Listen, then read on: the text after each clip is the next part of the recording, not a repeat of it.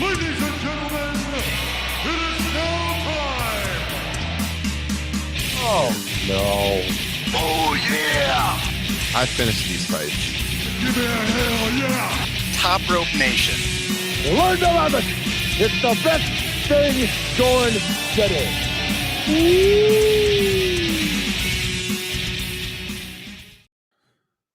What's up, everybody? Ryan Drosty here, episode 268 of Top Rope Nation. Nothing really going on in the world of wrestling over the last 48 hours. Not a whole lot on the agenda tonight, Kyle Ross. How you doing? I do not work with children. You don't work with children. No, unlike yeah, CM Punk. I'm an adult, right? Yes, exactly. You have more respect for Justin and I, is what you're saying? No chair throwing. No kicking down doors here, man. Just takes. Well, there was that one time you were chomping on a cupcake on the pod and you got a little feisty with us. I was? Sometime in the middle of 2007. No, I'm just bullshitting with you. Oh. Guys, yeah, we're going to get into They all couldn't run a target. Oh, my This God. Ryan Drosty, he could not mix a podcast to save his life. Oh, my God. Takes advice from nobody. Oh, my God. This pretzel is fucking stale. Jesus. Guys, we're going to talk about everything. Oh, my God. There is, all day today, I've been hearing different things. I'm going to get into everything that I've heard from a few people. And if anything breaks during the course of this podcast, of course, we'll talk to all of you about it as well. You got any comments, put them in the chat. You got any questions, put them in the chat. We'll try to get to all of them. I attended AEW All Out this past weekend in Chicago with a few good friends. I'm going to talk about, yes, the live experience of attending it at the Now Arena. We're going to very briefly talk about what happened on the show, but I imagine a lot of the discussion for this episode is going to be about the aftermath, of course, because it's what everybody is talking about, Kyle. And it is. I'm pretty fired up to get through this because this is going to be a hot show. I think I feel like some of our agenda might shift during the course of the show. We'll see what happens. But as we go, I do want to, before we get to all this, throw a shout out as always to our fantastic patrons that you see scrolling across the bottom of the screen right now. We're really, really close to hitting our goal so I can release that unheard Bobby the Brain Heenan interview. But we have had some new people join the Patreon very recently, Mr. Kyle Ross. In fact, good friend of Frank's, Justin Girardi, just joined this past weekend. I want to give a big shout out to Justin for joining up. Ray, who previously had been a patron before, he rejoined. And I think I mentioned last week, Matthew had joined up at the Hall of Fame tier. So appreciate all of you coming along for the ride. If you are a patron, we have our suggestions going up right now for our September Top Rope Nation Classic show. You can nominate a classic event from September for ourselves to discuss.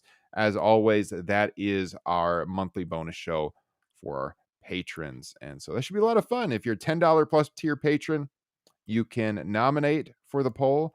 $5 and up, everyone gets to hear it.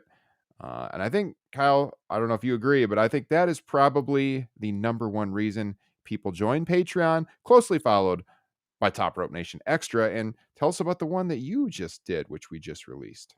Yeah, I didn't even know it hit the airwaves. I thought we were waiting a little bit, but it was Frank texted me or messaged on the Facebook board and said, "Oh, just getting to listen to this." I said, "Oh, I didn't know you could." But yeah, Rick Skelton, who is a patron, joined me to discuss the history of the Intercontinental Championship. Why would we do such a thing, you ask? Well, the Intercontinental title came into existence on September 1st, 1979, at least according to WWE lore.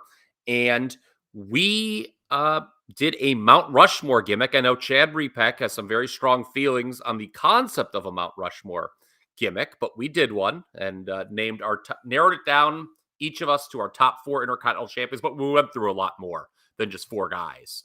We went through quite a few names. I think 13 names we went through, talked about the history of the thing, what we look for, what makes a great Intercontinental champion. Great listen, 90 minutes.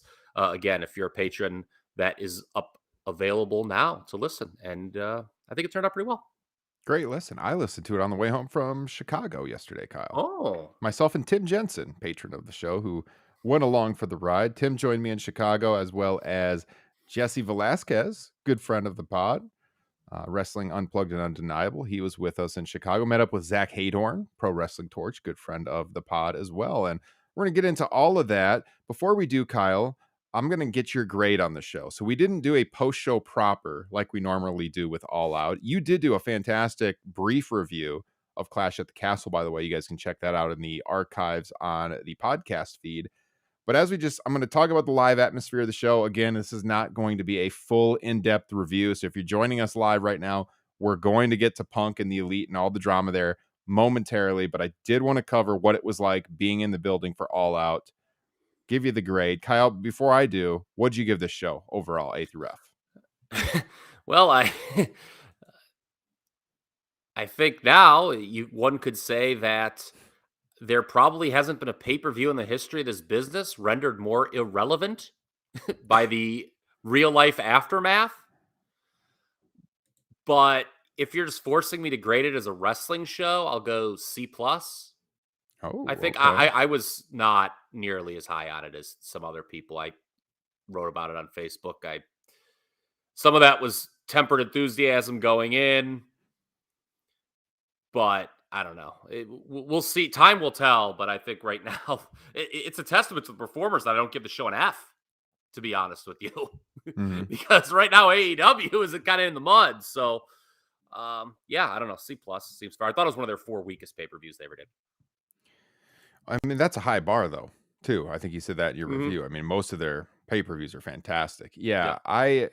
I would give this a B+, personally, from the live experience. I haven't watched the whole thing back on not the DVR, but the on-demand on VR, but I've watched Mhm. some of it back. And, I mean, it was a great time as always. It wasn't the best AEW pay-per-view I've been to. I mean, All Out last year definitely tops it, but it was a great card. There was some parts in it where the crowd was definitely taken out of the show a little bit, and I know that came across on TV as well because I saw people in real time talking about it over in our Facebook discussion group. But, I mean, overall, it was a pretty fantastic show from start to finish, I have to say, in the ring at least. Now, obviously, all the drama has overshadowed it since.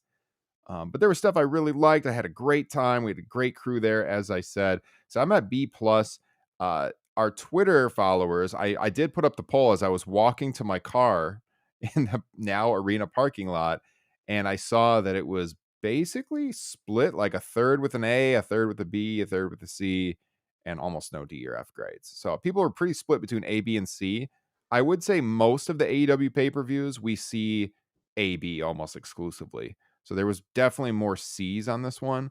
But yeah, I personally came in at the B+ range. I mean, it was, we talked a lot about going in how many matches were on the show. It's something that we always talk about. But I do have to say, being there live, it went really fast. It went a lot faster than Double or Nothing this past May in Las Vegas, in person, anyways. And they had some matches that were very, very short on the show too, so that played into all of that and the timing, and it got over earlier than I was expecting. But yeah, I mean, it flew by. It was fun. I got there right as the pre-show or the 0 hour was starting. I think JAS versus Ortiz and Ruby Soho was like just getting underway. They were fighting through the crowd as I got to my seat. Oh, So, and so you that being did. Sammy and Ty. Yeah. You saw Sammy dump Ruby on her head. Yes. Yes. I'll tell you. Did You see talk that. about a guy. You talk about a guy who maybe is getting a little scot-free in all this AEW drama of the last couple days. Sammy Guevara. Mhm. God, was something wrong with him that night? I Stock went has back and fallen, man. watched. Well, I went back and watched how he was working so recklessly. Yeah. I mean, that was really unprofessional the way he dropped Ruby Soho on her dome, man. Yeah. Talk about needing to apologize. Yes. No kidding. Yeah, no, it was, pre-show was fine. Crowd not as hot for Hook as in the past, but I mean, it's still pretty pumped to see him. Pac and your boy Kip Sabian, it was average, I thought. But then the Eddie Kingston Ishii match was freaking awesome. I mean, those chops, I think I put a video on my Twitter page. It was like I could feel them in my seat. It was insane. And I do have to say, related to that, they had the ring mic'd up a little loud, and I don't know if that is why the crowd sounded like more subdued sometimes, because that crowd was on fire for the first half of the show, and then I saw people in the group saying they didn't seem like they Yeah. were into it at times. And I don't know if it was the mix, because we all in my section were talking about it. I mean, you could almost hear the people talking in the ring. Oh, They had like mics in the corners by where they have the cameras, and it was like they were turned up too loud, and everything was like really elevated, not just like when they fell to the mat, but just like the slaps, the chops, everything in the ring. So I don't know if that played into it or at all, but I mean, it worked during that match, because when Ishii and Eddie were chopping each other, man, that was a great match, and a good way to close 0 Hour. yeah, and I had a comment too regarding Hook. You Yeah. mentioned that maybe he's not as over as he once was. When I was watching live, I looked this up. What is it, like 13 matches in 9 months?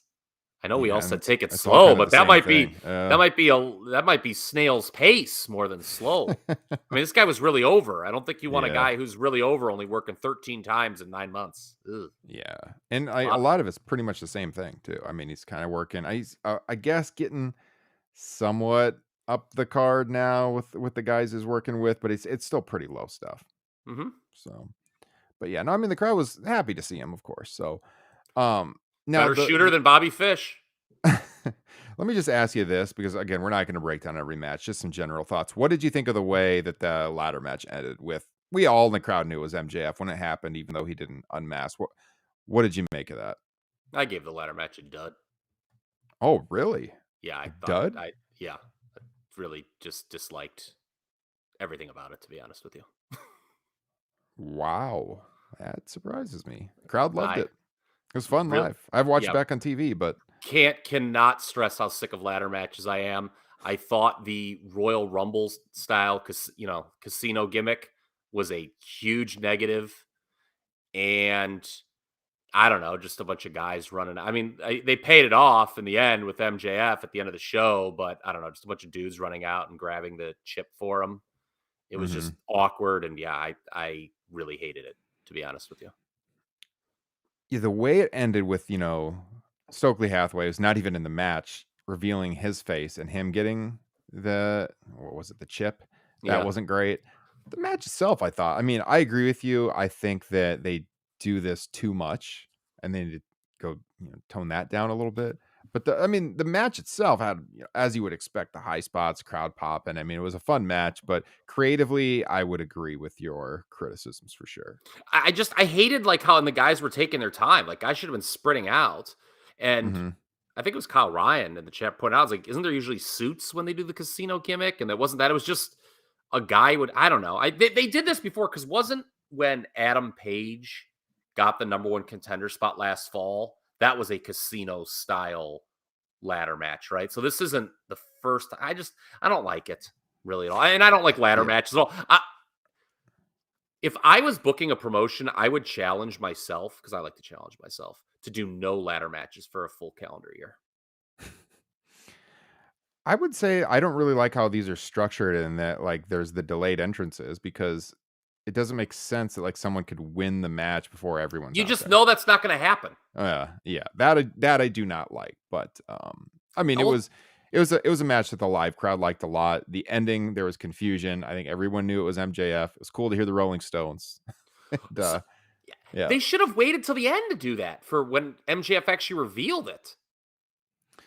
Adam So Cole in the Facebook chat made it great. It's not cheap to play the Rolling Stones, yeah, and but I it heard some didn't get the discussion desired about effect. this Mhm. on Observer Radio, I think it was. Alvarez, I think, maybe said that he was under the impression that that song was going to be Punk's, or not Punk's, MJF's new theme song, but he came out to his old theme song at the end of the show. He only Yes. came out to it once. It's not clearly not going to be his new theme song, Yeah. but it was cool to hear.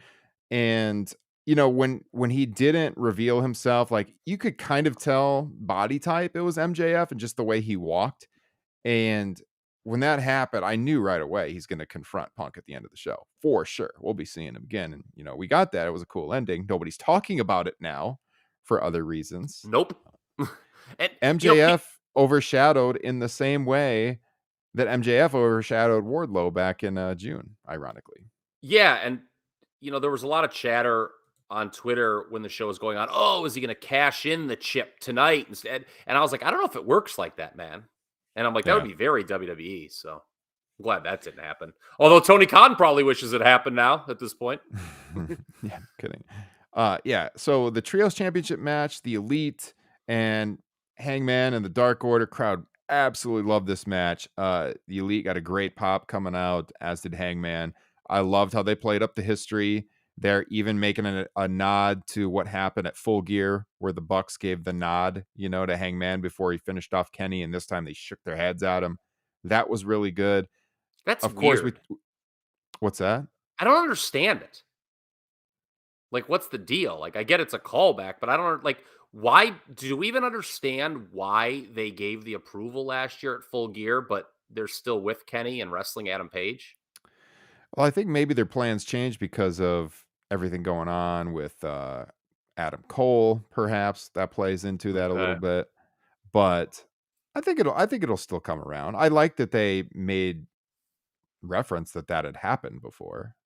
This time they shook their heads. We still don't know what the payoff there is, and it's an ongoing story. Like the way Adam Page watched them celebrate at the end from the ramp as the rest of the Dark Order walked off, kind of leaning into the fact that that could have been him, but he turned him down, and yet again he's getting the short end of the stick while the Elite celebrates.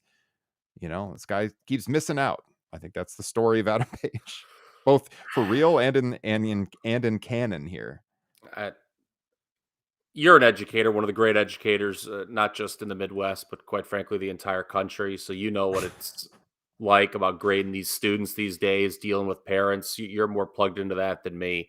And I've seen, people from Dave Meltzer to John Pollock just rave about the in-ring that this trios tournament produced. I'm going to give you my take, and I'm going to give it to you right now. If Tony Khan turned his booking in for this as his homework, I'd hand it right back to him and say, I think you can do better. I was left very underwhelmed by the entire trios tournament, given my expectations for it. Well, I think it was very predictable going in what the final was going to be. But people are mad about that Omega, and I've seen multiple people on our Facebook group that Omega and the Bucks won it. They absolutely should have won it. You want to establish titles by putting it on the best possible team. I just think the storytelling that took place in it was just subpar, to say the least. I know that people raved about some of the matches on Dynamite. I don't think they're going to be particularly remembered in a couple months, to be honest with you. I've seen better six-mans, certainly in my day. Well, it was a two match tournament if you're looking for in-ring. I mean, the Elite and Ospreay and Aussie Open, and this one were the two best matches by far. I like this one a little bit better than the match with Ospreay and Aussie Open, personally. But they were both really great matches. They came at the very end of the tournament. I was lower on all of them than everybody, pretty much. But would you agree that those were the two best? I don't think anything else even touches those two. What about the Aussie Open Death Triangle was really good. Yeah, that's true. I still don't think it's at these last two, though. I think these two are easily. I've heard people say this one or that one as the best match of the tournament. And to me, this was the best match, but I've heard other people call the Elite and Aussie Open the best match. But those two, I think, rise above the rest. Meltzer because of the personalities involved. What's that? Meltzer had them all overrated. Well, that's to be expected. That's to be expected. So the crowd was really hot for the ladder match. They were really hot for that one. They definitely cooled down with the Jade Athena match. And I mean, we talked about this going in the crew that I was with. Like, all right, where are you going to take the bathroom breaks during the show? Where's it going to be the cool down spots? And the whole crowd had the same idea, because right after that last match, it was just an open flood going to the bathrooms. And Jade came out. This match was not good. It was very formulaic. They almost were moving in slow motion. You knew Jade was going to win. She did. She didn't look great in the ring in this one. And, it was the predictable result. A lot of people were out of their seats when it happened. Any thoughts on it? Love the big kick Jaded combo at the end. One of the best 1-2 finisher combos in the business. And man, the narrative about the women being put in bad positions didn't change after this pay-per-view. They put Jade on after the trios, and then they put the world title four-way on after the Acclaimed lost. That was, oof, I'll tell you what, if you Yeah. want if you want to set the people up to take a piss break during your women's matches, they definitely set the crowd up to take piss breaks. Yeah. So Wardlow and FTR, Lethal and the Motor City Machine Guns. This was another one. Like, it really. I actually went to the bathroom during this match, and I love FTR, but it wasn't great use of FTR on the show, obviously. And Motor City Machine Guns, yeah, they've been a great tag team for a long time, but I wasn't like particularly enthused to watch this one. I saw the ending in the last few minutes. Of course, they did the stuff with, and in the entrances too, when Dax's daughter came out. That was cool. I did see that. And then getting her involved at the end and what she did with Sanjay and pinning him. All right. Nice moment. Good family moment, especially if you know the backstory with her health struggles and everything. So I was totally fine with that. But it just wasn't, it wasn't a must-see match, which sucks with FTR being one of the probably, yeah, for sure the best tag team in the world right now. It was just kind of there. And then they had that, and they followed that up with Powerhouse Hobbs and Ricky Starks, which was a very quick match. Wasn't really surprised that Hobbs won, but was surprised how quick it went by. Mm-hmm. Yeah, for sure. And I don't know if they're going to go to a rematch there, because on Rampage, I think they did something with Jericho and Starks. At least I think it was Rampage. So they might go their separate ways, and they just push Hobbs because they don't want to beat him. Because I mean, if you're going to continue the feud, at some point Starks needs to get his revenge. And you just did the thing with Punk getting beat quick and getting his revenge, so you don't want to duplicate that story. I think they just may go their separate ways. Yeah. Hopefully Jericho puts over Starks is all I got to say about that. Oh, God, no kidding. We'll get to that. We'll get to the Jericho's match here in just a second.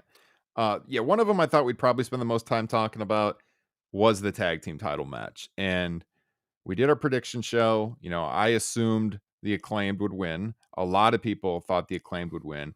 We have been talking up this tag team on this podcast for well over a year and have said numerous times on the show that it's going to be fantastic if they could get the tag team title belts on them. For a long time, we didn't really see like a roadmap to that actually happening, given the other teams that had the belts. And then we saw FTR kind of hanging there on the horizon.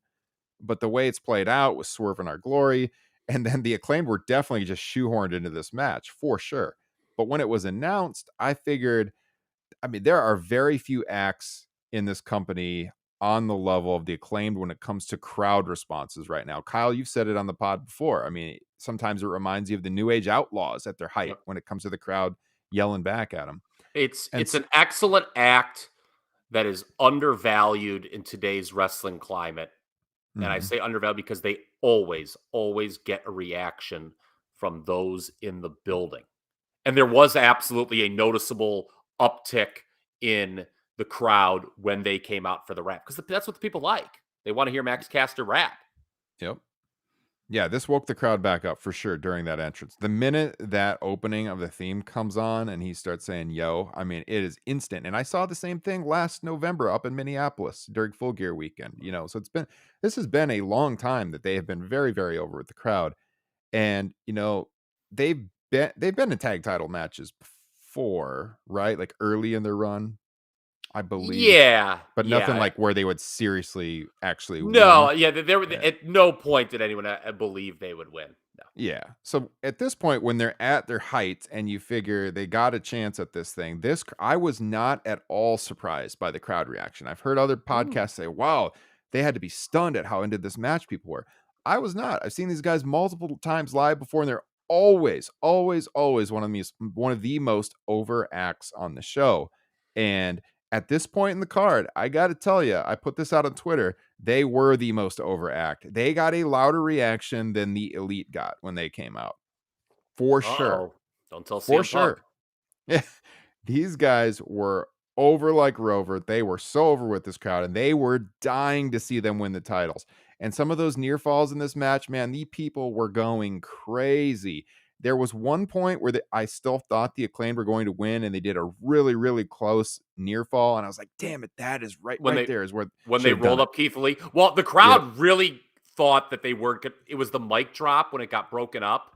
When that happened, I Mhm. definitely could tell sitting at home that you guys in the audience were like, "Oh fuck, they're not going to win now." And then Yeah, you're right, they did that near fall. It's like, "Oh yeah, they might." And then when they didn't Yep. get him there, when Bowens rolled up Lee, I believe, and if that Yes. wasn't it, I think the air went out of the building. Yeah, the more near falls they got, then we started to realize it's probably not gonna happen, and when they lost, dude, this was negative heat. The people started chanting bullshit, people throwing their hands up. This was, like, the moment on the card, I mean, outside of Punk, obviously, but the crowd was very split on Punk, to be honest with you. So when it comes to title changes, this is the one that the people want to see the most. And when it didn't happen, people were pissed. Like, it was a angry response, not a disappointed response, an angry response. I wasn't happy. I mean, I was talking with Jesse and Tim. I was like, I could not believe they didn't go with them here. And I know that they're going to have the rematch at Arthur Ashe, and they'll probably win it there. It'll be a bigger audience, a stadium show. It'll be on TBS. But I kind of just believe that if you got a paying crowd and you got people who paid $50 on pay-per-view for this show, I feel like you should do it on the pay-per-view. They'll probably get a good moment again, but nothing's ever guaranteed in this business. And man, they had lightning there in Chicago. And I felt like if that wasn't the finish, they should have audibled and made it the finish because, man, this was a special, special match. It was, as far as crowd responses go, it's up there with some of the most incredible live matches I have ever seen as a wrestling fan. This crowd was just going nuts for these guys. And so it'll be nice to see them have the tag titles. I do like Swerve in Our Glory. I've said it on the pod before. I just think, this is obviously a singles act eventually when they split. It's not a long-term tag team. The Acclaimed can be. They're more of a real, quote, quote, real tag team. And I just want to see the Acclaimed get their moment. I just felt like this was the time to do it. It's on pay-per-view. People paid to see it. It was disappointing, Kyle. And they lost this crowd after this. I don't think it was burnout. I heard another podcast say I think the crowd was just burned out, and that's why they tuned out. I did not have that feeling in the building at all. I thought it was they got ambivalent to what they were watching because they were so pissed at that finish. Uh, so I don't know if AEW should have known that the Acclaimed were going to be that over, but it's very clear that they didn't. Yeah. Yeah. Right? That By shocks them me. not winning. And Yes. I mean, I did write when the show was going on live in the Facebook thread. I said, "Dear God, if the Acclaimed aren't booked to win this right now, Tony Khan may want to think about calling an audible because I think this crowd's going to get really pissed if they don't win." And that's exactly what happened. Now, on the subject of an audible, because this has been brought up multiple times and in a lot of places on Twitter, that's really hard to do, in fairness. Like, let's say Tony Khan is sitting there in the back. He's like, "Oh shit, like the Acclaimed has to win. Like I've made a mistake." And you Mhm. like are Swerve and Lee just like, "Okay." like, like, are they just gonna be like, "Oh, I'm okay, yeah, he's right." Like, I think it's really hard to do. And the three of us, Justin included in the text that we're talking earlier today. Is there any known instance of an audible being called? And I really couldn't think of one. I was at the gym pretending to work out at the time, so I didn't put a ton of thought into it, but still nothing comes to mind. I'll share this. I know, at least in this modern age, one time for sure that I know there were murmurs backstage. I think I brought this up on the pod before. And there may have been murmurs backstage at All Out for this. I'm sure there were some smart people being like, "Shit, we should put the Acclaimed over." But was that Elimination Chamber match for WWE when it came down to Kofi and Daniel Bryan? What was that, Mhm. 2019? Like, I Mhm. know there were people in the back watching that match live that were kind of mumbling, "Oh, maybe we should call an audible here and have Kofi win." But he obviously didn't, and I just don't know of any known instances of that happening. And I was disappointed too. I was taken out of the show after it. just as you were saying, and I'm sitting on my couch here at home. If the Acclaimed are as over as we all think they are, I think they'll be fine winning at Arthur Ashe. Would it have made this show better? Certainly. Of course, it would have been overshadowed anyway. I mean, because who gives a fuck about this show anymore? But, you know, I think, and quite frankly, this is a company that needs feel-good moments moving forward. So, again, I've talked about mid-card, quote-unquote mid-card matches, getting the main event slot at Dynamite. Maybe it will mean more. I don't know. We'll see. And if they don't get a good reaction, maybe they just weren't that over for one night. I don't know. It was a negative for the show, as you alluded to, because they put the women right after this. And as I said, I mean, the crowd was totally out of it and they didn't really care at all during this match. Like, there was so much conversation happening in the crowd about the finish of that last match that I barely remember seeing these women even walk down the aisle, to be honest with you. And, Toni Storm winning, she's popular. It was like a very lukewarm response. And that's too bad, because I feel if they would have done the title change and that crowd celebrated, they probably would have went in the crowd celebrating with the belts and stuff. People would have been so juiced and had so much energy right after that it would have carried through to this next match. Do you think they just didn't want to do 2 title changes in a row? Do you think Tony maybe outthought himself in that regard? I don't think, because it was interim, so someone had to win in the next one. I don't think so. First off, are you talking about the world title later, or just yeah, I'm talking about he looks at this card and he's like, well, I don't want to have 2 new champions crowned in consecutive matches. And maybe that was his thought process. There was a tweet during this match that made me laugh, and I immediately sent to our good friend Chad Repack, where someone's like, I would do unspeakable things on behalf of Jamie Hayter. That brought a you real mentioned, Chad. Yeah, but that was funny.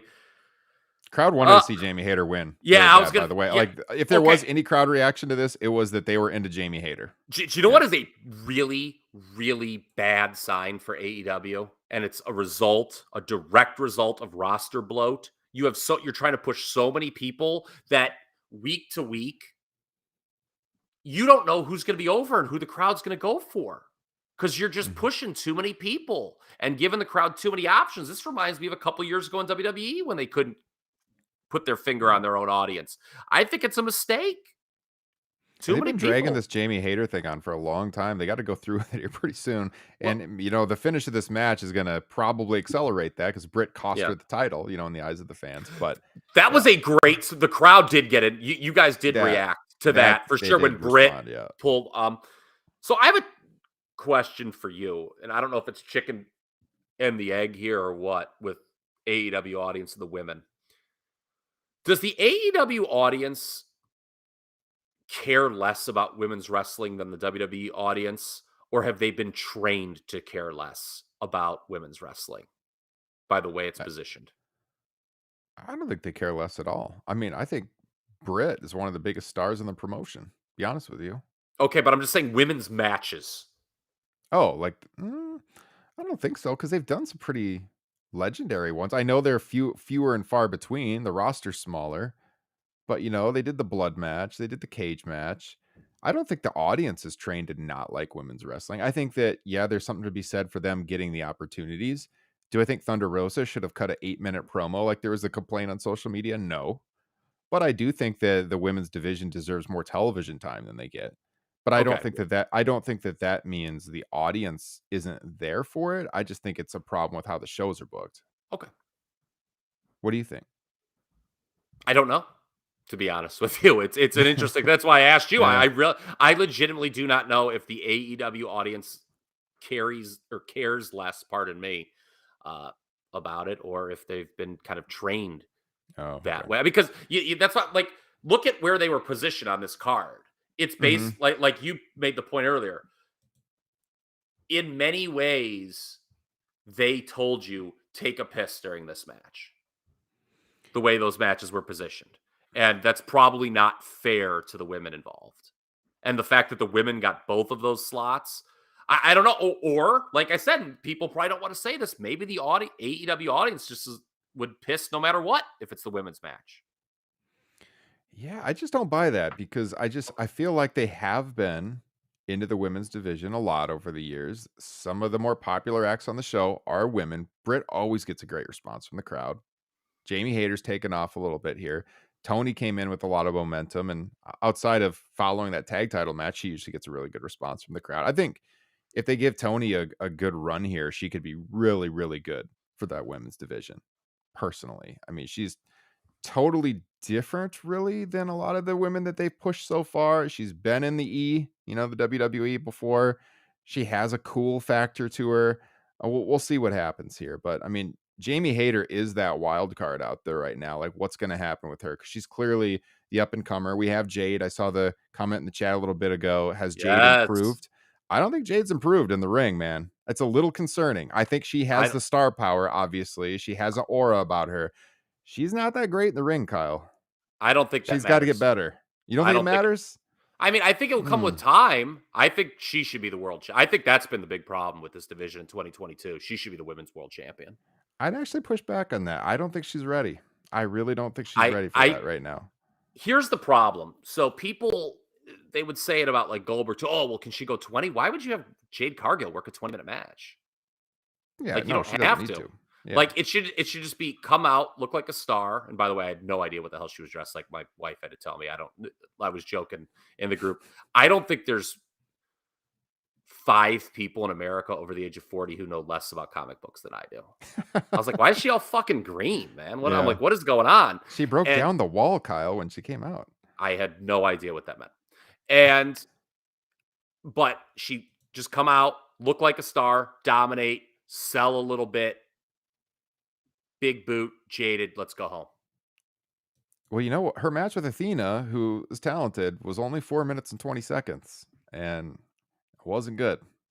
I had no problem Athena with it. got a little offense in, but boy, I tell you, man, it looked like she was working in slow motion and it was very rehearsed. And Well, I don't think she's well, ready for that kind of spotlight yet. Unfortunately, she needs to progress a little faster in the ring. I do think that she could be a huge, huge star, just like you do, because of the look and the aura.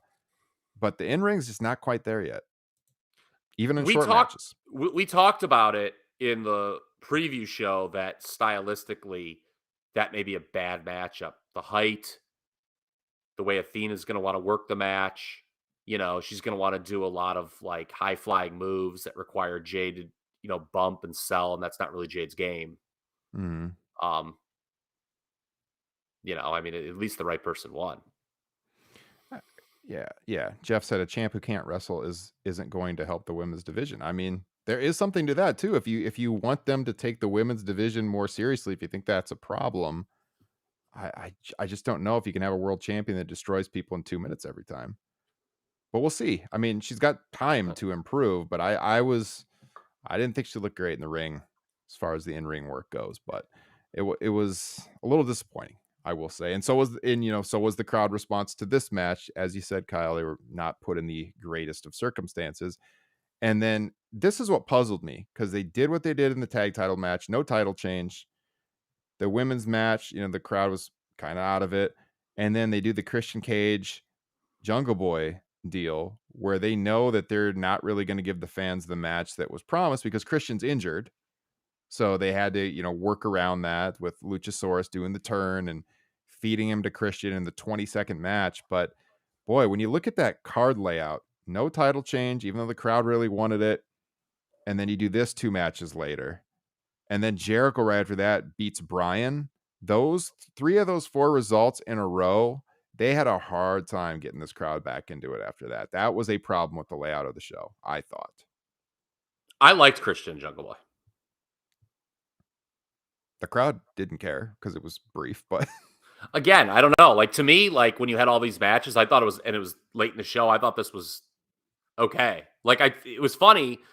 Again, going back to our previous show, I joked that Starks and Hobbs, Christian, Jungle Boy, if you wanted them to really stand out, they feel like it would be better to be TV main events. And then based on how they worked on the pay-per-view, well, it's a good idea that they weren't TV main events because that would not have been good. I don't think you could have done either of those matches as a TV main event. And I saw Rick Skelton joke around there. It's like, well, Kyle, I think you actually talked them into setting up TV main events with the pay-per-view matches. And this one clearly is, where I think Starks and Hobbs could go their separate ways. This was a deal where obviously, they've got to extend things. Christian's hurt. My God, this feud is taking forever. I think Christian, someone said he had less than 6 minutes of ring time this year. Oh, wow. So I don't know. I mean, not every match has to be long. It's not about just getting match time or a good match. I thought this was a good angle. And when Luchasaurus came out and turned on him, which is what he should have, Jungle Boy, which is what he should have done, and Christian had that shit-eating grin on his face, I was like, yeah, this is amusing. I like this. Yeah, but they did this because Christian's injured. That's I don't think if Christian wasn't injured, they would have had a real match, but their hand was forced here. Which I think would have been worse in this instance. Perhaps. I mean, they're going now. They're going to have to do Jungle Boy and Luchasaurus. So you've been turning Luchasaurus back and forth now over the last They few weeks. never should have. The whole pump fake turn and then doing the turn, it was maybe overkill. Yeah. So the problems with the card then continued because Jericho and Bryan, they had a decent match, but the match wasn't the style that would bring the crowd back to life. They worked a very technical, like mat-based match, and they went almost 25 minutes. And the crowd was into it at the end, but like when Bryan came out and Jericho came out, the crowd got into it. And I put out in our Facebook group, the crowd is alive again. And then like 2 minutes later, I replied under that, or not, because like then the crowd was dead again. And so it was just, to me, again, it was just a problem with the layout of the show here, where all these things happen subsequently in order where there were problems. There wasn't really a big problem with the women's match. It just followed an unfortunate situation. And then it was Christian, Jungle Boys, very quick. The crowd's confused as to what happened, why they didn't get the advertised match, really. And then they get this one, and it's not the type of match to pop the crowd. And then Jericho wins, which I have no idea why Jericho beat Bryan Danielson here, Kyle. I feel like this is something you're going to rant about a little bit. This was probably the worst Bryan Danielson match in AEW. And it was absolutely the point in the show where I started getting tired. I started walking around the basement to get the blood flowing. Florida State, LSU, quite frankly, was a lot more exciting than this match. And I could not say it any better than our good friend Rick Skelton said it in his comments today on Facebook. Jericho beating Danielson is fucking appalling. Yes. I mean, very much so. I like when the Brits say appalling. I don't know why. It always just brings a big smile to my face. I wish I was British. If I was British, I would just say appalling all the time. I don't know. It seems a little... I don't think there's much more to say other than it was appalling. I mean, my God, yeah. I don't know why Chris Jericho needed to go over here, but he did. I guess he cheated to win with the low blow if he won an out, but I don't give a shit. An overdone finish. Yeah. Such an unfinished in this promotion, and it buried the referee. Yeah. Yeah, that was a problem. The finish of this match was a problem. I never would have guessed that Jericho would win this because we all want Bryan back in that world title picture. Depending on what's going to happen with CM Punk, maybe he will be just by default if they have to do a tournament. We'll see what happens there. We got a little bit on that coming up. What do you even do with Danielson at this point? God, has he lost too much? It's funny because we're going to get into, alpha behavior and guys wanting to be on top. And I know that's not his personality at all. Like, he's cool with doing whatever. He just wants to have matches. But Jesus, Bryan refused a fucking job once or twice. You know what else he should have refused, Kyle? That guy who sang him to the ring. Oh, that was God. So apparently it was his friend. Yeah. I'm not going to tell you who to be friends with, but maybe defriend him. Does not fit the aura of Bryan Danielson, that song. I'm sorry. It just doesn't fit. I was thinking in my head, Tony, pay Europe whatever they want so that I don't have to see this guy again. God. Oh, it was like a poor man's machine. A poor man's Machine Gun Kelly. It was when he came out, I was like, I thought it was Machine Gun Kelly first. Then he started singing. I was like, oh my God, this is the worst thing I've ever heard in my life. Yeah. I don't forget about not fitting Danielson. I don't think it fits anybody that I would root for. No. I don't know if it fits. Never mind. Let's just move on to House of Black, your other favorites, Kyle. I got really nothing to say about this match. I mean, the headline was that afterwards Malachi like stood there while they were showing something on the video screen, and he like slowly walked up the ramp, and then he like blew a kiss at the crowd and bowed. So it looks like he's on his way out. Tony wouldn't comment on it after the show. Darby, Sting, and Miro get the victory, and I guess I mean I don't know what that means for Brody King and Buddy Matthews and poor Julia Hart, who did the slow burn for the turn, and now was the House of Black just over because he's out? But Here, the looks like he's Varsity gone. Blondes are still hiring, but Yeah, I bet they are. yeah, I don't know. I'll be honest, I have not watched this match in full. I was totally into the finish of Florida State LSU during it, and I commented, I was like, look, if people tell me this was really good, I'll go back and rewatch it. And nobody said that, so I haven't rewatched it. And as I made very clear on our previous show, I don't give a fuck about House of Black. I'm glad they lost, and I don't think losing Mal Black is a big deal at all for this promotion, because he's not in the top 8 on either side of the ledger, babyface or heel. So I mean, WWE needs fresh bodies. Triple H will push them, but I mean, He's a again, Triple H guy. There you go. and he's a Heyman guy too, so he Mhm. probably thinks he's got a lot of allies there. We shall see. I just, lore is stupid. It's bad. Yeah, I mean, Taylor checking in the chat talking about how his gimmick as a semi MMA ass kicker is great, but he sucked in AEW. And yeah, the problem is he doesn't want to do that. Like, this is what he wants to do, as Kyle ranted on our last show, Yeah, is doing this weird stuff.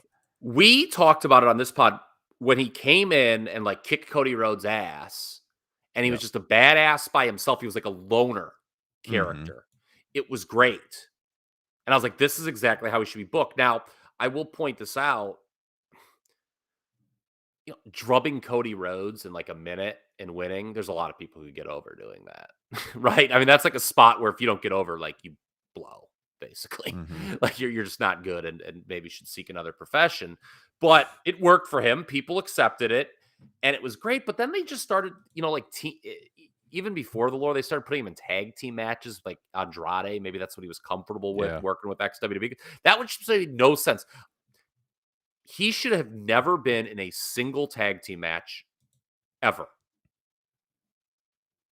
Yeah. Ever. Can't And disagree. and you talk about Jade earlier. Obviously, you know, Black's a better worker overall, but people don't like when he doesn't, or people don't like when he has to sell. I remember Meltzer noting that in one of his early takeover matches, and it was a spot on take. And again, you know, I mean, yeah, everyone looks sweet when you're just winning real quick.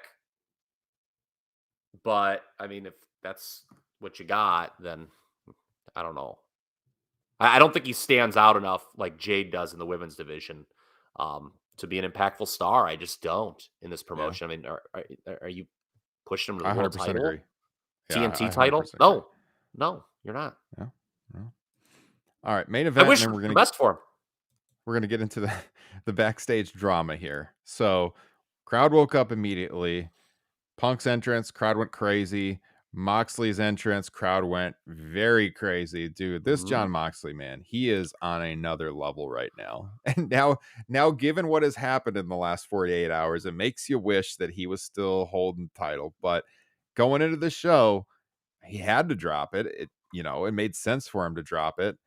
But I mean, from his entrance where he walked right in front of us and just stood right in front of us, like we were in the second row, the 100 level, and he comes over and he just stops. They had like the hockey wall up still, the wooden wall, and he stopped right there and he like put a leg up on it and just held the belt like right in front of us and stared in our direction. I could even feel like the heat from the spotlights because he was just standing there for so long. I thought it was just going to be brief, and he just stood there, as you guys saw on TV, for quite some time. Made his way to the ring, and yeah, I mean, this woke the crowd up. The crowd was hot, and I got to give Punk credit, for the match, because he hadn't worked a match in so long, and coming off the injury and everything, he looked great out there. Moxley was tremendous as usual. It was a solid main event. Clean pinfall for Punk. I don't know if the mixed crowd reaction bothered Punk at all, or if that started any of what happened later, but when he got on the microphone afterwards, this was not on pay-per-view, was it? When he got on the mic? No. Okay, I expected kind of like a long promo from him. Here he is in his hometown, just won the world title for the second time and everything. Like he talked longer in Las Vegas after he won the title. And he gets on the mic, and pretty much all he said was, and I tweeted it out, he said, I know these 72-hour shows are a little much sometimes, but it means a lot to a guy like me that you stay. My heart is full. We are Chicago. And that's it. That's all he said. And, I don't know. He Well, bashed the length of the pay-per-views. yes. Him and And Jim Ross. then he went around the crowd and, shook hands and stuff. We made our way out, and that was about it. But I was expecting a lot more from him in the aftermath. So I was kind of wondering if he was a little annoyed that so many people cheered John Moxley. Or he was just in his head writing his next promo. He was going to Yeah. cut at the presser. I think that Saving was his what was on energy for his the build. media Yeah, scrum. there you go, Jeff Broderick. This was a very good main event.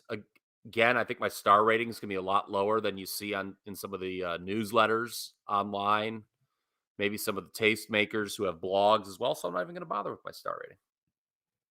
It was 3.5. I'd have it like right around 4, probably. Okay. I said 3.5. Yeah. I wouldn't have it higher than that. But yeah, it was, fun main event. The show closes, and we think, wow, they went out on a high note. We're driving back to our hotel. It's me and Tim and Jesse in the car. And then Jesse Velasquez, who I mentioned earlier, he's seeing the stuff on Twitter he's like, oh my God. He's like, what is going on in this media scrum? And we got up to the hotel, and I had brought my Roku so that we could watch the Clash of the Castle if we wanted to, like late the first night. No road trip is complete without the Roku these days. Yeah, we watched a little of it. But I got it working. I turned on the YouTube channel. We rewound to the start of the Punk thing and watched the whole thing through. And we were just like completely speechless. At first it was like, is he working? And then I thought, like, boy, it doesn't seem like he's working. When he threw in MJF's name, I thought that part was worked because he doesn't really have any reason to go after. When he called MJF a prick, that's his gimmick. So I figured he tossed that in, but he associated MJF with the other guys that, he outright went after, like the Bucks and of course Hangman. And boy, just watching Tony react, of course, all the gifts are out there now. It was a bizarre experience because he wasn't even asked about Colt Cabana, who the whole thing, steamrolled from there, domino effect. He comes in and he sees Nick Hausman of Wrestling Inc., who is a Chicagoan. And Nick has done a lot of stuff over the years with Cabana and Punk. In fact, I think he tweeted yesterday he has no problem with Punk. Punk's always been very nice to him. He did. But Punk saw him, and Punk immediately asked him about, him being friends with Colt Cabana and if he was doing improv with him or something like that. And he used that as an excuse to go after and bring up the whole Cabana situation. It was so bizarre for a guy who just won the world title that's what he wants to talk about. And boy, when that started, like at the beginning, that's where I'm like, dude, this is all real life. I don't know what he's doing. And then when he went after the Elite, you kind of wonder if he's working a little bit. But then when he talked, swore about Adam Page, and he said empty-headed, whatever he said about him and the stuff about the Bucks and being small time in Reseda. Were you watching this live, Kyle? No. So it was late, obviously. And I was just going to go to bed. And I just looked on, so I was like, yeah, let's see. Look at that one last take of the day. And I saw Trevor Dame tweeting about it. And I was like, excuse me? Yeah. Excuse me? He said, what? CM Punk said, what? And so I'm scrolling. I was like, holy crap. But dude, at this point, it was after midnight Eastern. And I'm like, dude, I got to get to bed. I got to be up at like 6 in the morning to work. I'm like, I'll just catch this tomorrow. And and all hell had broken loose on Twitter by that point. And I was reading stuff. I was like, wow, this got ugly. Like, I only knew about the Cabana stuff when I fell asleep. I didn't know that until I woke up. I didn't know he'd gone after the Elite as well. And then we found out, obviously, about the melee that ensued. Yeah. I watched it in full the next morning, and it was quite the piece of business. Not probably not something that the world champion should do, or anybody should do in front of the camera. These media scrums, man. If I'm Tony Khan, I'd get rid of these for the next pay-per-view. People say, oh, what a great way to stay in touch with the media. Okay, let me give a recap of the history of AEW media scrums. Okay, all of them before the one Sunday night were, oh, Tony, it sure is great to be back in Chicago, huh? You must really love coming here, huh? Yeah, it's really awesome. How do you feel, Tony? Like just this bullshit softball stuff that like doesn't improve the discussion at all. And then we had the last one, which was your new world champion fucking torpedoing the promotion. Other than that, I think they've been great. Well, Tony's out there, like he's playing the Dana White role, so he's there to kind of filter the questions and stuff. But he wasn't assertive enough to jump in here, and let Punk go, and Yeah. he insulted wrestling journalists, talking about the stories that he was behind Cabana getting demoted, or maybe Cabana not having a job. That's not what ended up happening. And he accused the Bucks of, feeding that story, or the Elite feeding that story to the media, which is not true, because I know I've seen Sapp say that he didn't get that info from the Bucks. Alvarez said, and Dave, they didn't get that info from the Bucks. So I don't know, but that's what he believes, and so that's why he went after the wrestling media, and that's why he ranted on Cabana, because I have no responsibility for his fortunes falling since he arrived in AEW and went into the whole lawsuit situation and Cabana's mom and all of that. I mean, freaking bizarre. So, do you think he was just pot shotting him, making it sound like, oh, this guy's a loser, he has a bank account with his mom? Or I saw somebody bring up the point because it was like something with Discovery. Somebody raised point. It's like, was Cabana like hiding money that he had in a different bank account while taking money from Punk? It could be something like that. I don't know enough about I have no idea. Sure, I'm just saying I read something on Twitter and I thought it was interesting and I decided to share it. It was a reputable account. I can't remember who it was at this point. Yeah. I think it was Phil Schneider. It was absolutely Phil Schneider okay. that brought that point up. Yeah.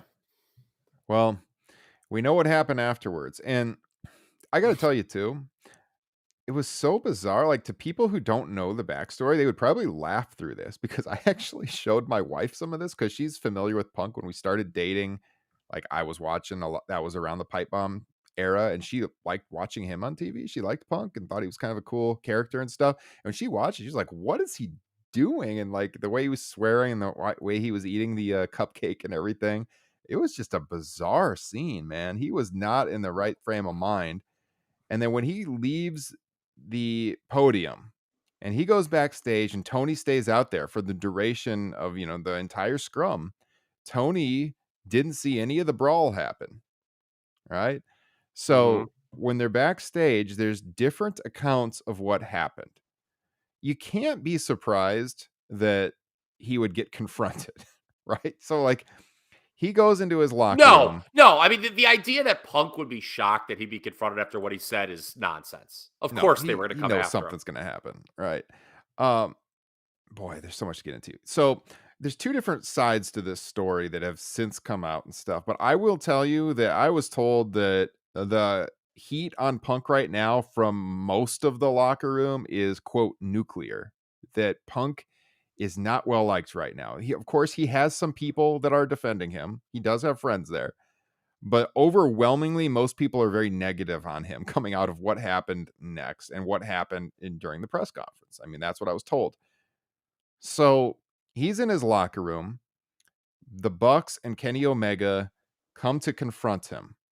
We don't know like how they barged in. There's a story from the Punk side that they were banging on the door and that they almost like kicked the door down to get in there with Punk. So Ace Steel's in there, his wife, who's in there with a broken foot, I believe. She's on crutches.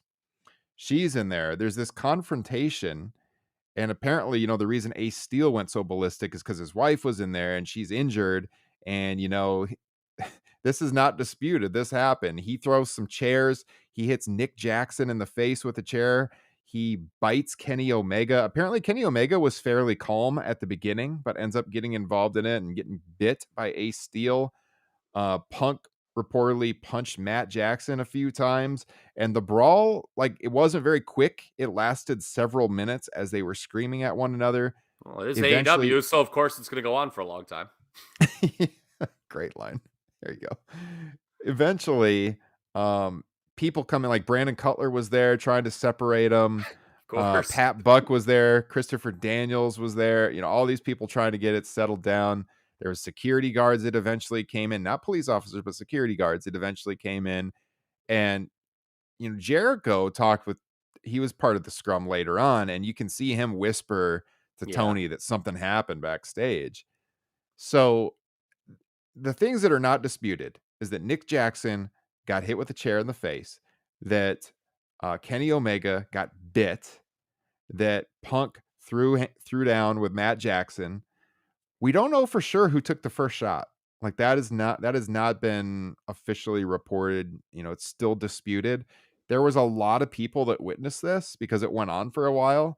And I do know that, AEW's been doing their own internal investigation, interviewing, talking to people that saw it to try to get the whole story of what went down, who is responsible. When it comes down that to goes further than the WWF's internal investigation about the sexual harassment scandal in 1992, which I believe they're still looking, or they haven't started looking 30 years later.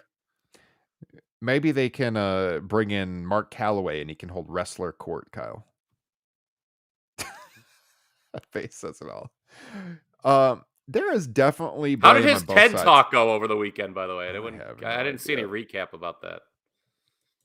There's no doubt about that there's blame on both sides of this conflict. I just want to say that. Like, nobody is solely responsible for this. This all goes back to Hangman. Well, of course, the situation that we talked about with Cabana. But then I think it was the Go Home Dynamite before Double or Nothing, when there was this face-to-face promo with Hangman and Punk. And I watched it again last night, where Hangman alludes to the fact that Punk says he's all about workers' rights, but his entire time in AEW shows otherwise. And that was an under-the-table reference that he was screwing over Colt Cabana. But unless you are really deep in the weeds in pro wrestling, there is no way you would know that that's what he was talking about. There's no way. But of course, you can understand how Punk would not like that, because that was not approved. And he got pissed. And immediately after this, he gets injured a week later and he's gone. So when he came back and he took the shot at Hangman, that was his receipt. But they're not real. Those situations are not really equals, Kyle. Oh, I mean, because like he Well, threw what's Hangman funny is- directly under the bus. Like it was Yeah. clear what happened when he called out Hangman, knowing Hangman wasn't going to come to the ring. Yeah. Like okay. that makes him look bad to the crowd. But But whereas you're the right, other whereas- promo, nobody really knows what he's talking Nobody about. For the talked most about part. that. I mean, Yeah. it was a dead issue. Nobody was like saying, no one's like, ooh, I wonder if Punk, like when Punk came back from the injury, no one's like, ooh, I wonder if he's going to, get that receipt back on Hangman after that line Hangman gave him on the Double or Nothing show. Go home for no one said that. Right. No, So, like it was, I mean, I if don't he was know, angered man. in the ring, let me just say it didn't really show on his face when Hangman said it. He held it in pretty well. But to be fair to him, you can understand why it would piss him off. I'm just saying that the two situations aren't quite equal, given like what the audience would think at the time. Right. Yeah. Go ahead. Sorry. No, well, I wanted to jump into my little soliloquy here I have on the notes. Okay. Real quick. I just want to say, because I saw the question in the chat, is Punk injured? Yes, but he got injured in the match with Moxley. So he looks like there's something wrong with his tricep. There was some debate afterwards that this had to do with the brawl, but if you watch the presser, you can see, I think he has ice on his arm. So that actually happened in the match. But yes, he does have an injury. It is true. Boy. So, yeah, I mean, I've heard so many different things about this today. If you want to know the update on like where things stand, before I let you rant here, Kyle, about what you have on your agenda, I'll just say that I was told this afternoon by 3 different people who would know things that Punk was out, that Steele was out, and that the Elite were going to be suspended. I was told that by 3 different people, and I assumed at that time he's out. Now, at least one of those 3 people has kind of walked it back to me and said he thinks they might be able to work it out now. And I think that the longer this story is going on and you don't hear anything about it, the better that chance is. Because when it comes down to it, AEW is getting a ton of attention from the story. It's not a work. It's real. Like, there's probably going to be lawsuits from what happened, by the way. That's a whole different discussion. But if they could get these guys to work together, they can make money off of this. And that's what wrestling's all about. Now, can they get them to work together? Right now, it does not look like it. But that's what they're trying. I mean, they're trying to get these people to coexist. At the very least, Just people are going to work get together in the suspended. same company. Yeah, Right. yeah. Right. At the very least, people are going to get suspended. But I will say, like, again, I was told Punk was out by 3 different people. And now people are kind of walking that back, with one person even telling me that he thinks that they're going to be able to work something out. We'll see. I mean, this might drop and then he gets publicly fired tomorrow. I don't know for sure. But they're still working on it, which is why like so many of the We're wrestling live, pal. I'm guessing people heard exactly what I heard this afternoon, because so many people were alluding to something big coming, as you've all seen on social media Yeah. today. And this was around the time where it was getting out that Punk was going to get fired. And now tonight, like, there's been a little backtracking on that. I've heard it myself, but we still don't know for sure. But the feeling among the AEW locker room is that if Punk is going to work there, and I used the term nuclear heat earlier, that one person said to me who's in the locker room, then he's going to have to, like, publicly apologize to the locker room. Like, the feeling is that if Punk doesn't come out and apologize to the locker room and make things right, he can't work there anymore. So if there is an ultimatum, that's probably what's going down. It's like he has to go in front of the locker room, make this right, or he's going to get fired. But the longer this goes on and you don't hear anything, they're still working towards making this right, and we'll see, because certainly AEW doesn't want to have a world champion that they just crowned. They now have to take the belt away from again. For a second time, yeah. Yeah. Because so 5:30 Eastern, I saw the stuff too. Big news. I was like, oh shit, he's fired. They're gonna fire Punk. And then we started talking. I was like, oh my God. All right. And like, I'm taking the kids to freaking Grill and Chill. I got the kids tonight. I'm like, great, biggest story of the year. I'm playing dad here. I got one kid covered in chocolate milk because she's like going with the straw. I got a baby who's not drinking her milk. And I'm sitting there scrolling and refreshing on Twitter, freaking eating a blizzard like a freaking idiot. Oh, I'm jealous now. That last part sounds pretty good. What a scene that it must have been for those, sitting around. But look,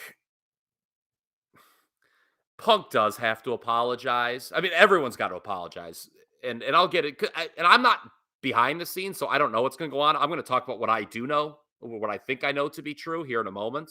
And these aren't behind the scenes details of the fight. I think it's just big picture things in AEW. But you can't bury the promotion, or at least the first 2 years of its existence, and then go backstage and hit somebody, even if you're confronted. I mean, I don't know if you can say this or whatever, but I mean, there's the old unsafe work environment, right? Remember, like, when Shawn Michaels claimed that, and what a fucking eye-rolling thing that was in '97 when, like, Brett pulled his hair out. But, like, I mean, they worked it out. 2 months later, they're at SummerSlam in the ring together, right? Yeah, but then what happened 3 months later? But poor Brett was out on his keister. But I mean, they were able to work a match after they had a real life fight. Yeah, and it drew their biggest number of '97, I believe. Yeah, Survivor Series. But this is the part I don't know, because I mean, here's a big difference. There's women backstage now. I mean, I don't know. Am I allowed to, like? I mean, are they, like? Do they feel unsafe?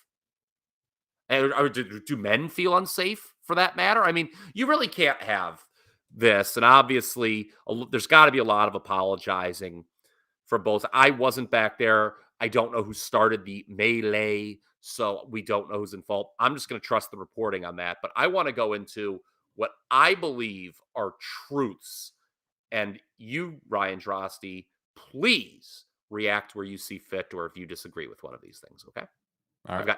I've got Let's 9 hear of it. them. I've got 9 of them. Okay. This pertains obviously to what it seems right now like a fractured. Well, it doesn't seem. It is a fractured relationship between Punk and the Elite, and possibly permanently fractured. Okay, number 1, AEW would not exist if not for the Elite. This includes Omega, the Bucks, Cody, and Adam Page. Yes, you could not dispute that. When the promotion started, that was the backbone, right? Correct. That was who Tony Khan was, and he had obviously Jericho and Mox too. But this is. If those people didn't exist, the promotion would not have existed. 2, over its first 2 years, the promotion, AEW, showed solid growth, and the Elite, Cody included, deserve much of that credit. Yep. Okay. Number 3, CM Punk's debut and first match from a business perspective is the biggest thing AEW has ever done. Yes.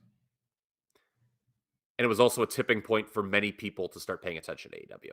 Their audience got bigger after that, right? 100%. Yeah. Okay. Number 4. Number 3 probably rubbed the Elite the wrong way. Yeah. I mean, Punk comes in and they do the best buy rate they've ever done. Yeah, for sure. And it's no longer their promotion anymore. Their meaning the Elite. Mm-hmm. There's no doubt a bigger star in the promotion now. Like, Okay. yes. So that, and you can see how it would rub the wrong way. Even if you don't like the Elite or whatever, I mean, it's just natural. If you're an Elite fan, if you're not, I think it's just very natural. Okay. Mhm. Number 5, and this one might be inside base, a little too inside baseball, and this is the one I definitely want to hear your response to the most. Okay. Okay. Jim Cornette, W picked up last fall. Him only putting over Punk, Danielson, FTR, etc., and basically saying the first 2 years of AEW are shit and the Elite are shit. Rubbed the Elite the wrong way. Even more. Really rubbed the Elite the wrong way. And the fact that it was never condemned by Punk, FTR, and the like was actually a problem. So are you saying Jim Cornette himself?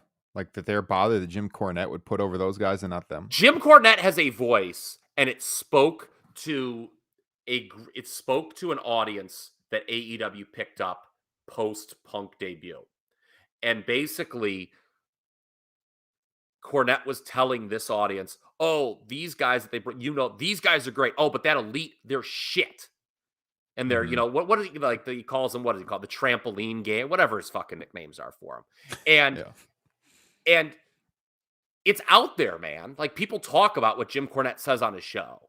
And if I was Tony Khan, I would have actually forced CM Punk and FTR to publicly condemn those comments, even if they didn't want to.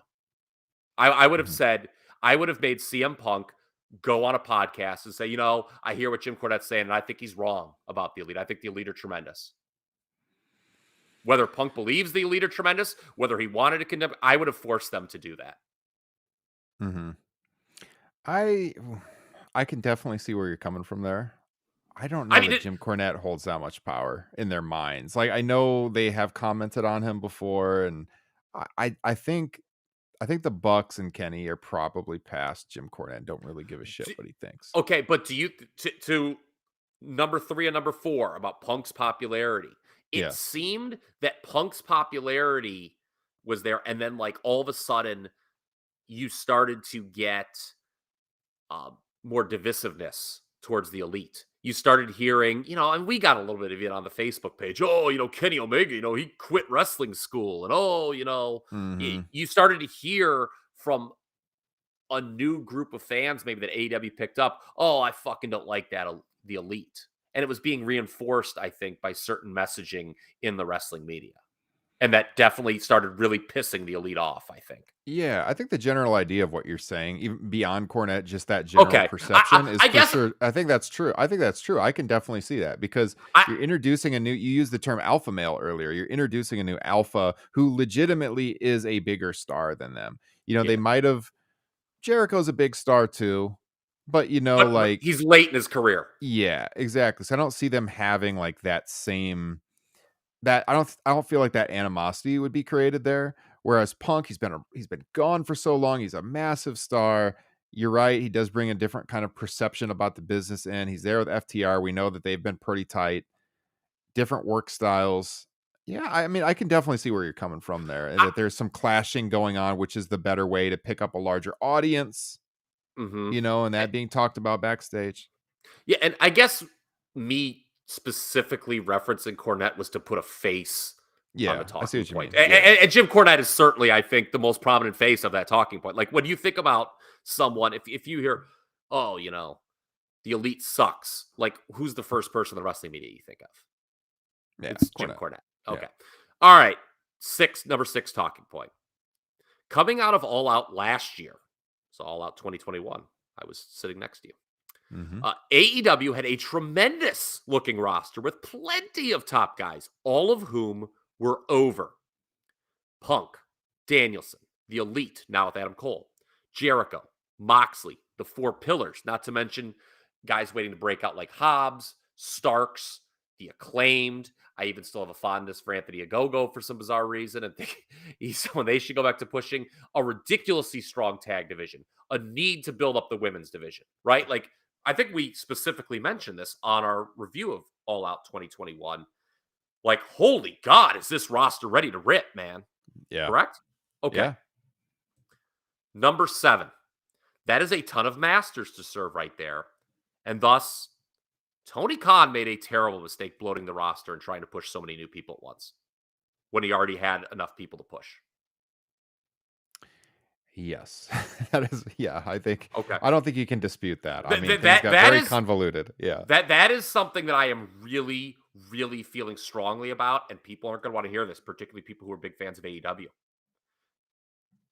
But WWE in 2022 has taught me that a streamlined roster is better.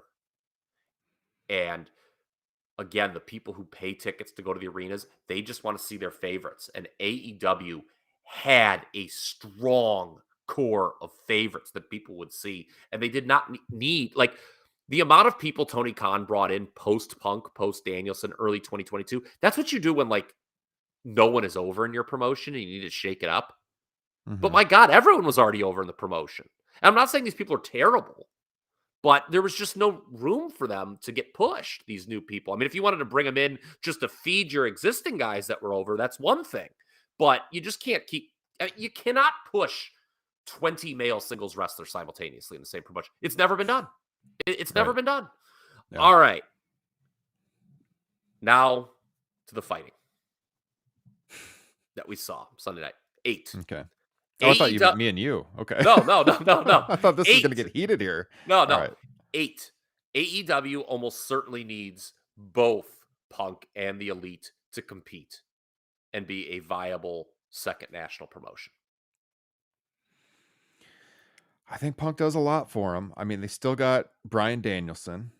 Obviously, they still got Adam Cole, who is known to the WWE audience when you're trying to pick off some of those guys. They certainly can't lose both of them. No. And I think this is where the decision, if it is, you can only go with one side because they just cannot get along. You have to go with the Elite because there's more guys and they got more future ahead of them. But I agree with you. Like, if they are going to ascend more, Punk does a lot of good for them. But still. like, certainly, I mean, if you're the booker or you're the owner, you want both of these, like the Elite. I mean, oh yeah, to group them into one act is unfair because they're not one act. I mean, Adam Page is on his own, but like, you want all of those people under your umbrella. Yeah, absolutely. Like that's just strong. And I think that's where, I would just, like, there's some people who, are taking sides in this issue. To me, I'm like, dude, I want all these people in my promotion. And a week ago, I would have said the Elite, and I probably would have said this a year ago too. If I was Tony Khan, I would have said it to them. Short term, you may need to accept a secondary role behind CM Punk because this guy sold out the United Center. We're getting a ton of pub from it, all the reaction, and we just did our biggest number. And it's because of him. And you guys are going to be around longer. You're fucking EVPs. At the end of Punk's run, we'll make sure, like, he puts you over or something. But you're going to have to accept in the short term, CM Punk is going to get pushed ahead of you. I think in general, there needs to be more honesty backstage. I think that's one of the biggest problems is nobody really knows who is where on the pantheon, of the card. There's so much struggling going on, and there's so much, like you mentioned, they're cramming so many guys onto these shows or not getting out on the shows at all. Yeah, I think he needs to be upfront with people about what the direction is and where you're going to be. And maybe the Elite wouldn't want to hear that. But for the time being, they did need to run with Punk in the short term, at least. I mean, those guys have had the spotlight. Kenny was a champion for a long, long time. They're going to get back to that. They're younger, as you said. I do think if they got rid of Punk, they'd mostly be fine. They're going to lose some people. Yeah, go ahead. No, I was going to say, if they need to get rid of somebody, Tony needs to read the tea leaves of the locker room because, if it's between keeping CM Punk or having a locker room mutiny on your hands, you have to get rid of CM Punk. Yes. If he's just not, I mean, if the entire locker room has just turned like, I mean, not just the elite, I'm talking your Jerichos, your Moxleys, you know, other people high in the food chain. If like the public, if Punk is on an island and no one wants him there and no one wants to work with him, then he's got to go, obviously. Mhm. But I mean, but that's what I'm saying. Like, it was a week ago. I certainly would have been saying that to the. It was actually a year, more than not just a week. It was a year ago. I would have told that to the when this first started, which is going to bring me my last truth, Ryan. Number 9. A great deal of this is Tony Khan's fault, as I think 1 through 8 on my list are things he should have seen coming, and we've heard rumblings of this backstage drama brewing for a long time, so he's been around it. And when CM Punk came in last fall, there were a lot of tough booking decisions made, and that is a different podcast for a different day as we hit the 80-minute mark here tonight. Okay. Yeah. But Punk came right in as they were trying to crown Adam Page. And I've talked about a lot in the last couple months about second guessing that decision. Maybe they should have just gone to Punk. Maybe they should have gone to Daniel. They should have gone just a different way with the world title. Okay. But Tony Khan, as the owner and booker of this company, needed to see all of his pieces and all those masters that needed to be served, not just Punk and the Elite, the Moxleys, the Jerichos, yada, yada, yada, right? And say, okay, how am I keeping all of these egos happy for the next year? What am I going to give them to keep them all happy? Because I need all of these people happy. I don't, you know, WWE refugees don't need to be kept happy. They should be happy to, no offense, they should be happy to get picked up at all if they're getting cut from the other side. But my core, the people I'm building my promotion need to be kept happy. And I honestly, the way Tony booked, it just felt like he was trying to keep everyone happy in the short term and give everyone like a turn. But it wasn't like an authoritative, here's the long-term vision. You all need to fucking buy into this. This is the way we're doing it. Tell me if you've got a problem now and we can address it. But this is goddamn the way we're going to do it. And I don't want any bullshit and people undermining each other. And that just didn't happen, it seems. And, you know, people are just, it's shoot week every week now in AEW. So I think Tony Khan deserves a lot of criticism as a relatively young promoter and booker and someone who, you know, I mean, I'd much rather hang out with Tony Khan than Vince McMahon, but I just don't think Tony Khan is the same sort of authoritative figure that Vince McMahon is. There's going to be a lot of people who say, oh, Vince was doing this, it wouldn't happen. Now, of course, they're ignoring the fact that Brett and Shawn happened under Vince's watch.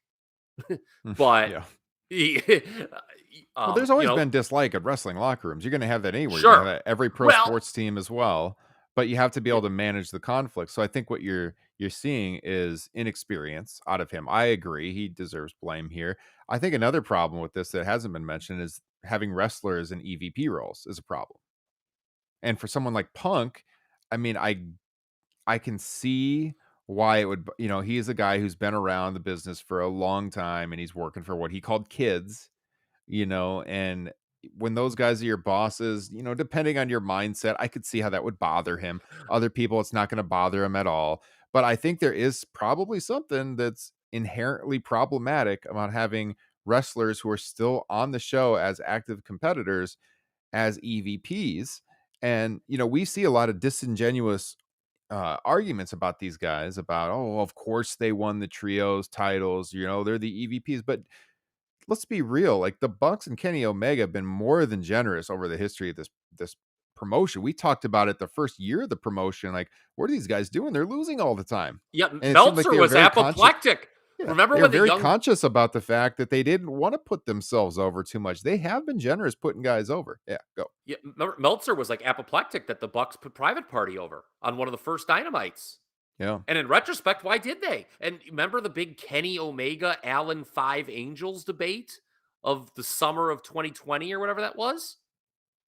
And everyone's like, oh, everyone was pissed that Omega sold a bunch in a match for Allen 5 Angels. Oh, yeah. Meltzer came, he's like, Ric Flair used to do that all the time. Well, there's a lot of egg on faces because where's Allen 5 Angels now? Yeah. He's not going to be a Dynamite on Wednesday, I'll tell you that.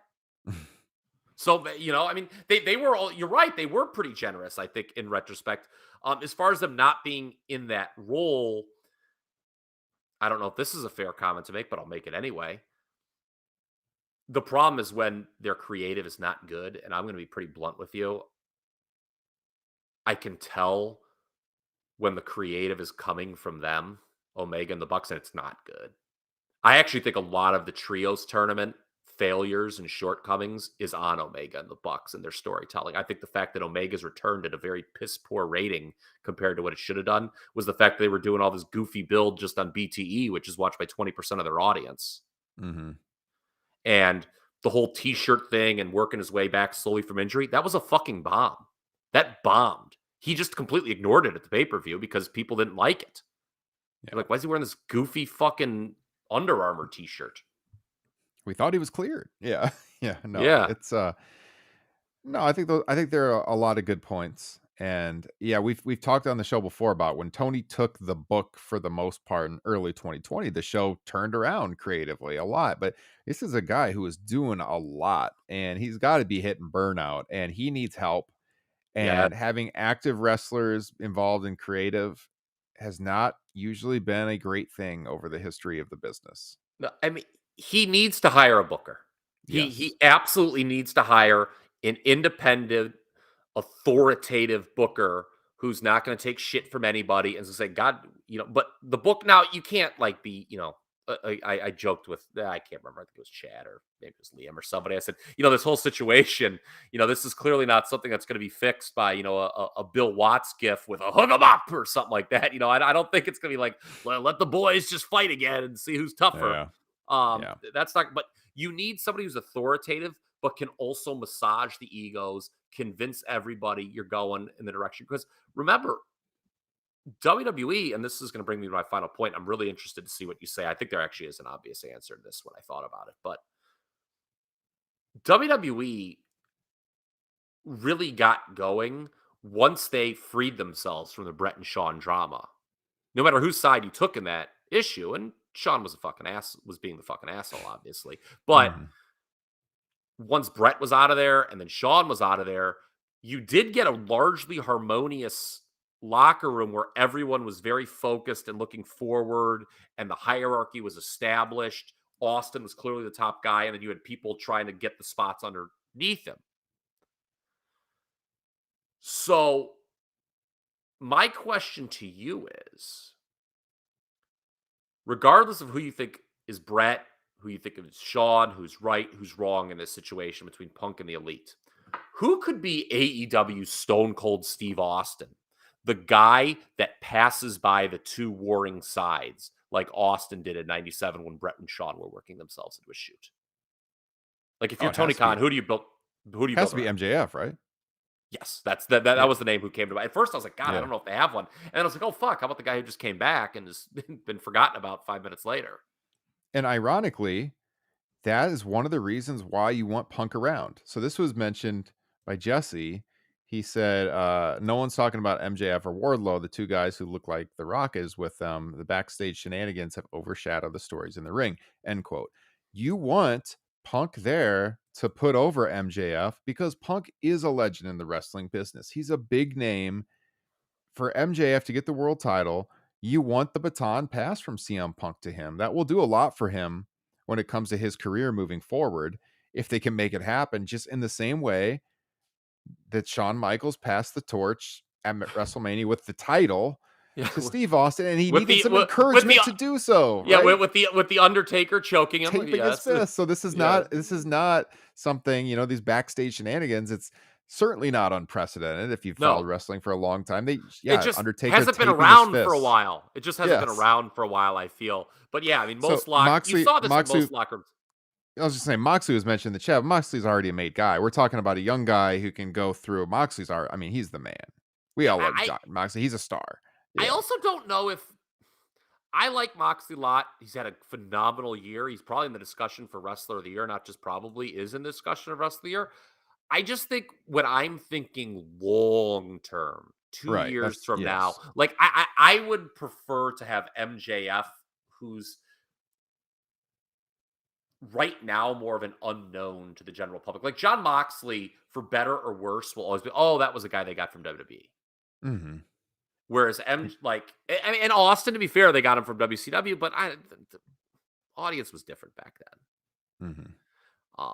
Yeah, so I think MJF could be right, because you can't have this guy Punk winning titles and then having to vacate him the next 3 days later all the Becoming time. the guy he hates the most, Shawn Michaels, is a Bret Hart Yeah, fan, right? Like, yeah, no, you can't yeah. have that, and you want to have him put over MGF. So if they can make it happen and they can work this thing out, that's optimal long term, obviously. And we'll see what happens. I would say as today has dragged on and nothing official has come out, it shows you that they're working. They're trying to make something happen. They're trying to get these sides to agree to work in the same company together.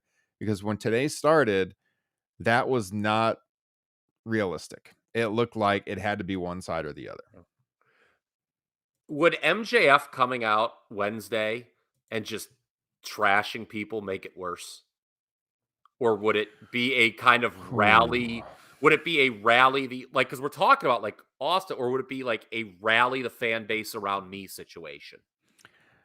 I don't know if I'd have him call guys out by name, but maybe like a vague reference to like all the bullshit going on in the back proves the Mm-hmm. point that I'm the guy that you guys should have strapped the rocket to in the beginning, like that Mm-hmm. kind of thing. I'm the guy that should have been getting paid the big bucks, like he left saying and all that. I would do that. I wouldn't have him get too specific on what's been happening and calling out guys by name, though. You don't see me fucking eating muffins and tearing my tricep, do you? Why is my face not on those cups? Why don't I get these cupcakes? Yeah. Yeah. It'll be an interesting Dynamite.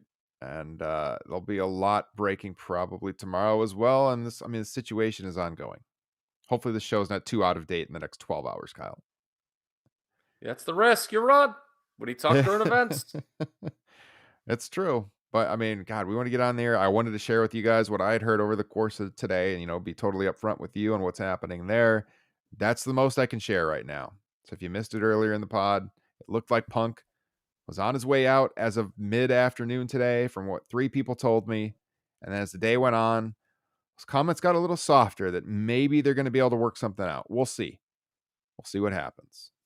But it's best for the business as a whole to get these guys to get along, to do business together, to have a thriving second promotion, so that there's more jobs for everyone in the wrestling industry and they get paid better. That's the end goal here.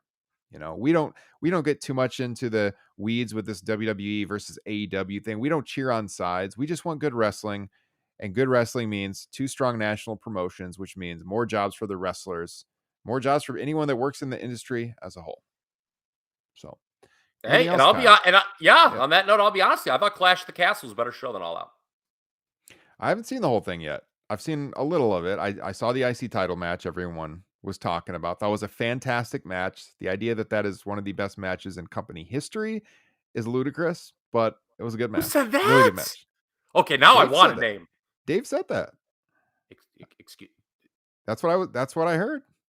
Unless I'm Meltzer? misquoting him. Yes, that's what I was told. That's what Dave I was told Meltzer? at All Out. Yes. Of the Wrestling Observer newsletter. Yes, that's what I was told. If I'm wrong and I was misquote, someone told that to me. So if he didn't say that, I apologize, but that's what I was told. I did not get that on the Repacker report, which, as you know, is my version of the Finkel report. But it one was of the a best matches fantastic in match. company history. What? That's what someone told me. He said. All right, God damn Anyone got it. a link in the chat? All right, God damn. I was ready to go home, go upstairs. I haven't seen Cammy all day and chat. Now I'm hot because this brings up a point. You know what I'm getting a little sick and goddamn tired of, Ryan? Is that I'm like the low man on everything with modern wrestling. It's not fun for me to like consume this stuff when everyone's like, this is one of the all-time greatest stuff. I was like, well, fucker, it was really good. Stop saying it was one of the all-time greatest things you've ever seen. Stop saying that. Have some context. Compare, even Clash of the Castle, which I just said is better than All Out, WWE fans, so get off my back. But at the same time, was it as good as SummerSlam 92 was? I don't think it was. Okay, And I found the link. So yes, again, all props to Dave Meltzer. We're big fans of Dave Meltzer. I just disagree with this take. There's a video on the F4W YouTube channel, and the title is Gunther and Sheamus Classic at Clash of the Castle. And a minute and 55 seconds in, Dave calls it one of the best main roster matches in WWE history. Can't agree with that. Your face says it all. It was the second best match of this year behind Cody and Seth. But I yeah, gave it. I gave this was I gave Gunther 4.25 stars, man. Back in my day, you give a match 4.25 stars, you're going to rewatch it a couple times. I'd You're going agree to with that talk to your rating. friends about it, and it's a damn good rating, man. One of the best matches of all time. Yeah, it's pretty ludicrous, but it was a really good match, and I agree with you. 4.25 is It about right. It wasn't Yeah. even better than freaking Volter and Ilya Dragunov. I mean, I guess that's not part of his discussion because he's calling it main roster, but You're beside yourself right and it's now. not just Dave; it's like everybody who's like, just do you have no context about this stuff? God, it's so frustrating. I mean, I know I'm like anal about comparing, thing to thing, but I do that because it gives me proper perspective. Right. Like as soon as I watch, I'm like, give me something like one of the best matches in company history. What the fuck are we doing here? I thought I was being really nice. I gave it 4.25 stars. I called it the second best main roster match of the year. Kyle, I found the clip, and I don't think I can get into copyright trouble on this. So I'm going to play you the clip, and you can react. How's that sound? This is Dave and Brian reacting to Sheamus and Gunther. You know he says something that's going to set me off, don't you? I just listened to it in my headphones. Yeah. All right, you ready? Ready for this? You should hear the audio. I'm doing this on the fly, so you guys in the chat, if you don't hear this, I apologize. All right. Here you go. The fans loved it. They loved Sheamus. They went crazy for this match. It was one of the best WWE matches in years, actually. Oh, I would say in history. I mean, as far as not including NXT, I think there've been better NXT matches, but not a ton of those either. But I thought this was one of the better. I mean, to me this year, this one and Seth Rollins and Cody Rhodes are the two best main roster matches this year. And I will say, because a lot of All right, there you go. Oh, that wasn't as bad. I thought he was going to like say something like, I don't know. History. Well, okay. Well, I thought you were going to say we thought it was like better than like, I don't know, something that I really liked or something like that. But he agrees with me that it was about the top two main roster matches of the year. Yeah. I just like that. I agree with that. I just disagree where those matches rank historically. Yes. To Dave. No, I would agree. I'm exactly where you're at on that. I don't think it ranks up there. It's not even like a top 50 match in WWE history to me, but it was a really good match and second best of this year. Yes. I think there is too much of this in the wrestling media of just living in the moment with like no context, and like recency bias is a huge problem. Yeah. I mean, I don't know. There was we're getting late in the evening. I don't know. There was a quote. It was another Dave quote that it's something I disagreed with vehemently about match quality in the present day versus the past. And there's people who agree with Dave, and there are people who think that match quality is at its all-time high now. Again, I've said in the past, I think there's way more matches in that 3 to 4 star range than there's ever been. Yeah, like way more. Yeah. We don't have like those just ass matches like Kerry Von Erich versus Dino Bravo, God rest their souls, at WrestleMania 7. We just don't have that anymore because everyone's like people try. Back then, like guys were freaking drugged out of their mind and could hardly could hardly stand up for 3 minutes. But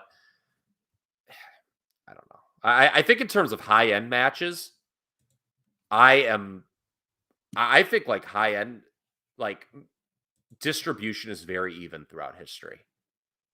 It is extremely rare that I would give more than 5 matches 4.5 stars in the same year. Mm-hmm. I think if there have been more than 5 4.5 stars, and that's US and Japan combined, I think if you have more than that, that is a fucking outstanding. That's like the 94s, the 97s of the world. And you know what? I'll bring this up now. People forget about it. It's fine. I'll remind them later. In December, in the Facebook group, I already had this planned because I was so fired up about match ratings. I'll start at 1990, and we'll do every day my match of the year rankings for every year. My top 5 matches for every year, just to kind of prove a point. Nice. That sounds that good. Get in the Facebook group. Yeah. It'll be interesting to see. Yeah, I think you're just going to see that in terms of high end matches, distribution is pretty even throughout history. Yeah. Maybe it's maybe a little higher now. I mean, 1990. Now that even 1990, I could pull 4.5 star matches easy off the top of my head. Well, Kyle, what I'll say about this is that adults like us, we can disagree with Dave on that point, agree with him where it ranks this year, and still respect the hell out of Dave. You know, we're big I fans have of Dave no Meltzer. yes. I have no problems with Dave Meltzer personally. I just I- disagree with that take, but I think he's the best writer that's covered wrestling in the history of the business. And you know what? Just because of that take, I'm not going to walk in and throw a chair at him, Kyle. I'm not going to bite him. No, won't do that at all. No, won't. Call him To a bring child. us full circle. I pulled his analysis from 1988 today in the Facebook group. Speaking of Dave Meltzer, when he broke the star rating scale for Omega and Okada, I think that's where we started going very wrong. Yeah. As a society, really. Yes, as a society. It just, so happened to coincide with something else. All right, everybody. Let's yes. Let's make this a 2.5 power podcast. We'll go down that route now too. No. All right, guys. This has been fun. It's been episode 268 of Top Rope Nation. We've covered it. I think we've done a good job. Hopefully you enjoyed it. Subscribe wherever podcasts are found. Subscribe to the YouTube channel so you can jump in here on the chat in the future and join us live. Make sure to hit subscribe and then click that bell so you get a notification every time we go live. We'll be coming at you again real soon. Join the Facebook group and have a good week. Take care.